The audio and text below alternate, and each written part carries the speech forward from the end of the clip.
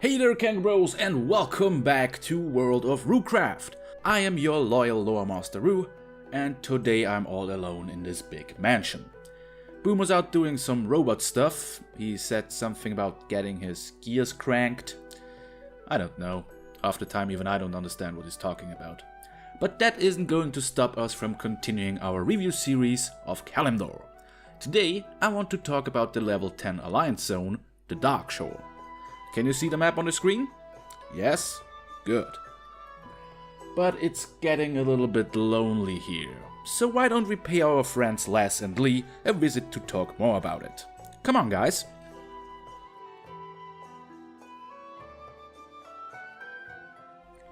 Like always, let me give you a little history lesson. There is one really interesting place on the Darkshore. Of course, I'm talking about the Master's Glaive. Thousands of years ago, this place was the stage of a fierce battle between a giant and the old god's herald Zoggoth. As you can tell by the giant sword sticking out of Zoggoth's skull, the giant won. I just really like to talk about the old gods, so that's why I mentioned it. And by the way, are you sick of me talking about the Kaldorei yet? No? Good, because we are talking about those guys again.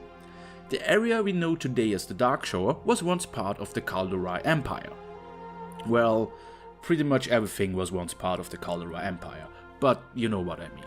To this day, you can find the highborn ruins of Bashalaran and Amet around there.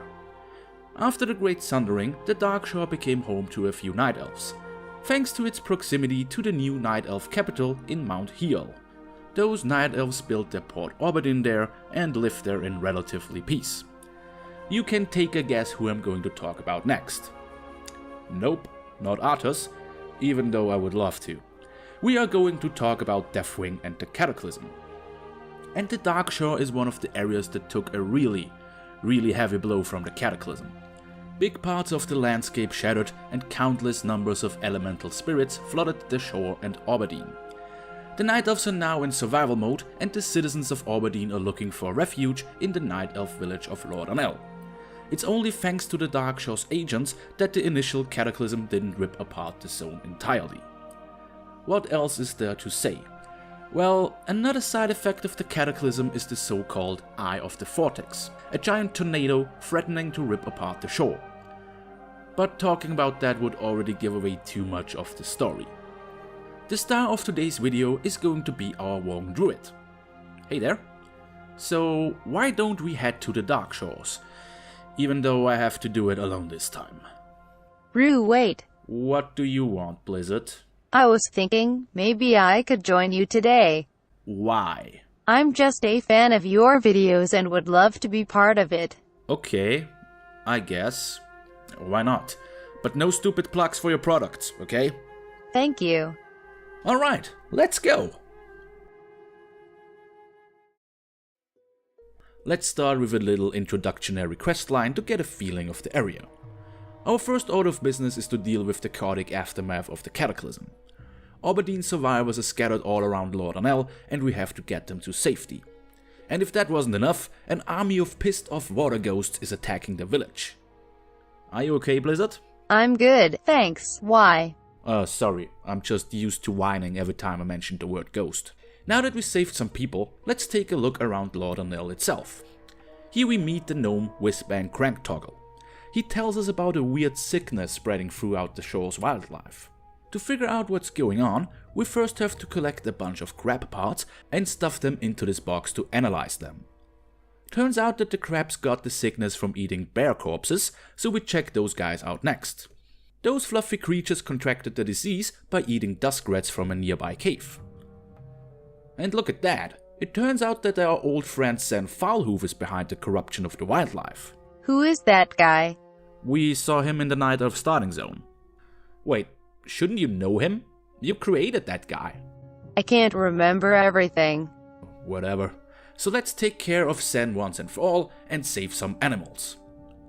But Sen isn't the only satyr making trouble. His buddy, Sherix the Defiler, is squatting in the Blackwood Thorbolg camp and corrupting the fluffy dudes. But we can't just kill him. Well, we do. But to cure them fully, we have to suck the corruption out of the Thorbolgs. Roo, wait. What, Blizzard? You just said suck. Nice. That's how this works, right? Am I a meme lord now? Why did I agree to this? What else is there to do in Lordanelle? Some of the survivors we saved are doing better now, and our new friend Cerulean Whiteclaw asks us for a favor. His wife Anaya is haunting the ruins of Bar Shalaran, and he needs help putting her to rest. Sure, why not?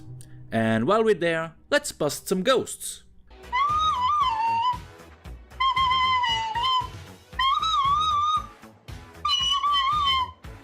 What is wrong with the music? Oh, that's just so YouTube doesn't flag the video for copyright infringement. Trigger word detected. Copyright infringement. Copyright infringement. Deploy lawyers. Deploy lawyers. Deploy lawyers. Deploy lawyers. Deploy lawyers. Deploy lawyers. Oh no, let's move on. Cerulean isn't the only one asking for help. The Night Elf Volcor is looking for his bear buddy Grimclaw. We find the poor guy exhausted and injured at the Withered Thicket.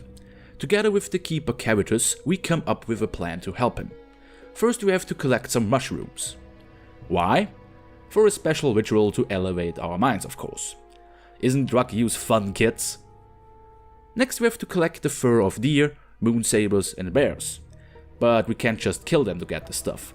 We have to wait for them to sleep or being occupied with eating. That's kinda boring. Hey, you don't always need violence. Didn't you just release an expansion that focuses on the violent conflicts between the Horde and the Alliance? No, I didn't. Shut up. The final step to heal Grimclaw requires us to talk to one of the guardian spirits of the Darkshore and receive its blessings. I decided to talk to the kitty cat, of course. Thanks to us, Grimclaw is healed and he can return to Volcor, who quickly dies after. That's a bummer. Okay, let's do something more fun. Did I mention that the Twilight Hammer cultists are here? No? Well, let me tell you now. Those pesky guys are responsible for the bad shape the show is in right now, and we decide to thank them. So we head to their camp and say hello. That's not how I say hello. It's a joke, genius. Oh, and I love that part. You really did well, Blizzard. Almost all the storylines on the Darkshore involve the Twilight Hammer. That's what I want to see. While we deal with the Twilight Hammers in their camp, we also cleanse some of their corrupted water elementals. We also stumble upon a set of attack plans. Those plans point us into the direction of an Aubergine refugee camp. And those guys are in danger, since the Twilight Hammer is planning to summon the elemental spirit Epherium to attack them.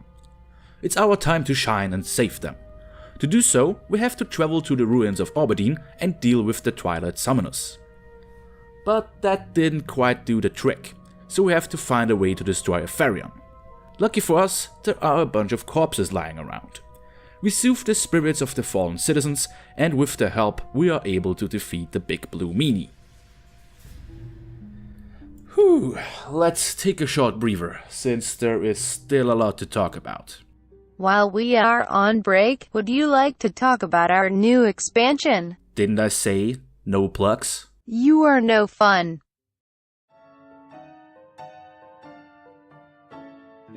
Welcome to Roo's Easter egg hunt! Did you know that the Crystal Lake in Elrim Forest is named after the Camp Crystal Lake in Friday the 13th?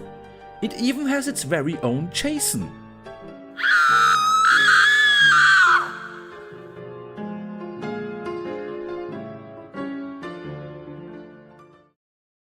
That was weird. But let's move on. Our next stop is the Eye of the Vortex, the giant tornado I talked about earlier. We meet Malfurion Stormridge there, who is trying his best to keep the tornado from tearing apart the shore. But don't worry, we can help him out. We travel to another hideout of the Twilight Hammer and use one of their portals to travel to the Emerald Nightmare. Here we have to free the dragon Visera. This part is great. We fly on a freaking dragon and we get to blow up the cultist's portal that is powering the Eye of the Vortex. But that wasn't all. You're right. That wasn't the Twilight Hammer's master plan. While investigating the Master's Glaive, we eavesdrop on a meeting of the cult. They want to dig up Zogov's remains and bring him back to life. Yeah, they want to unleash this guy onto Azeroth.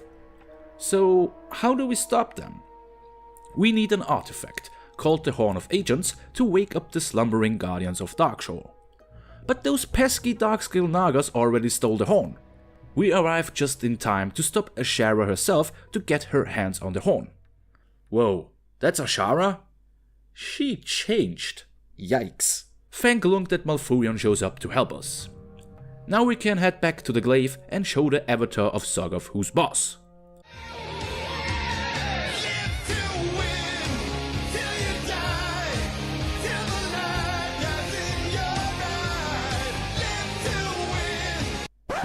Hang on.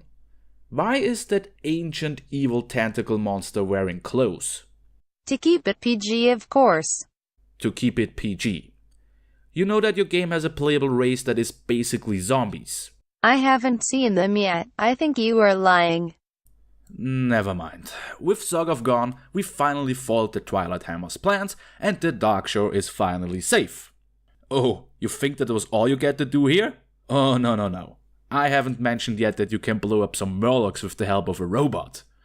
There's even more stuff, for example to fight against the Shadowspear trolls. But I would recommend you guys to check that out yourself. Well, Blizzard, thank you for joining us today. You weren't half as annoying as Boomer. Well, thank you. That wasn't really meant as a compliment. And thanks to you guys for tuning in. Next time we will head to the Northern Barrens. Oh, I can't wait for that. Like always, thank you guys so much for watching. If you enjoyed this review, let me know by hitting the like button or leaving a comment. And become a Kanga Bro by subscribing to the channel. Do it. Do it now.